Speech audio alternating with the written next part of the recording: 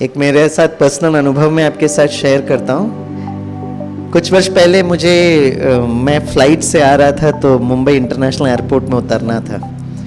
मेरा प्रोग्राम ऐसा बना था कि एयरपोर्ट में उतरना है और फिर वहीं से बांद्रा टर्मिनस से ट्रेन पकड़कर आगे की यात्रा जाना था।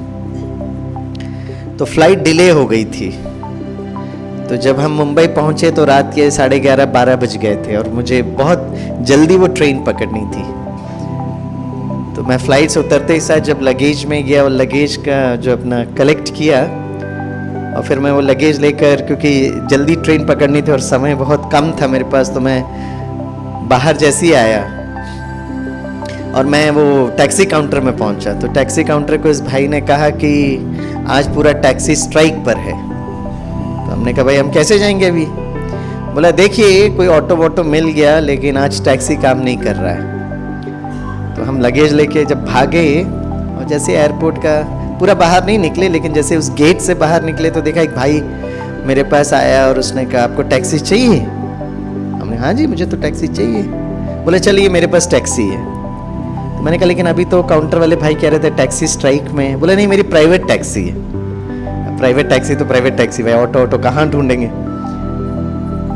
तो उसने कहा, उसने मेरा बैग ले लिया, मेरे पास लैपटॉप और एक छोटा बैग था। तो बैग लेकर भागने लगा, हम भी पीछे पीछे भागने लगे। अच्छा ये भाग रहे क्योंकि हमें ट्रेन भी पकड़नी थी।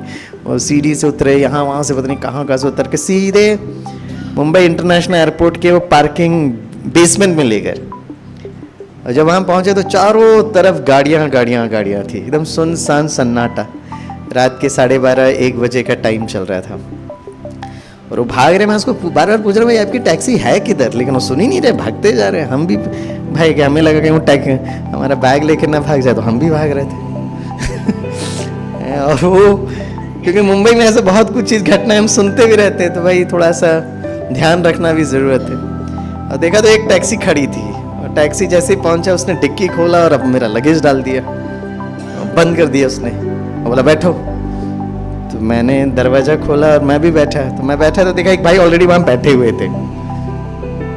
तो उसने मुझे पूछा कहाँ जाना है? तो मैंने कहा मुझे बांद्रा टर्मिनस जाना है। तो बोला 2000 रुपये होगा।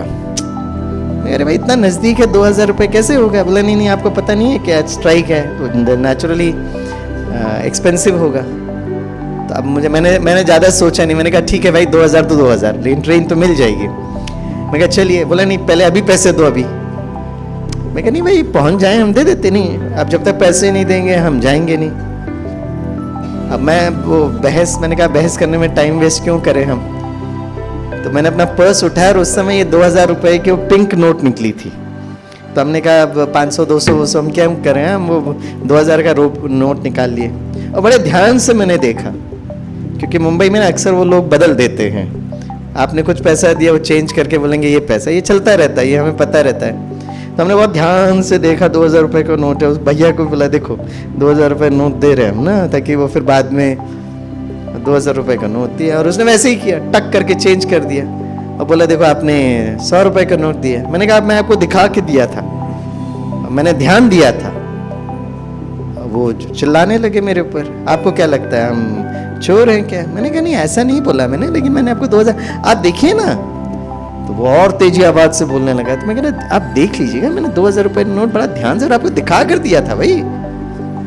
फिर वो चिल्लाने लगे आप हमको समझते क्या ये क्या? और जैसे ही वो चिल्लाने लगे ना तो मैंने गाड़ी के वो खिड़कियों से देखा 5-6 लोग आ गए। सब लोग क्या हुआ सब लोग मेरे ऊपर जैसे चिल्ला रहे हैं। अब मुझे उस समय समझ में आ गया कि मैं फंस गया हूँ। ड्रामा का ये सीन है भाई, है ना। तो मैं उसको समझा रहा हूँ, सुनने को तैयार ही नहीं और चिल्ला रहे। तो उस समय तो मैं उसको थोड़ा सा बताने की कोशिश कर रहा था। अब जब मुझे समझ आ गया कि फंस गए तब उस समय कौन याद आते हैं? जोर से बोलो। अरे वाह परफेक्ट आंसर है। तब तक तो बाबा मर्ज रूप में हो गए थे, अभी मर्ज हुए कि भाई अब जान जाएगा, पैसा जाएगा, क्या जाएगा मालूम नहीं। तब बाबा याद आते, बाबा बाबा बाबा करने लगे मन ही मन। बाबा क्या करें।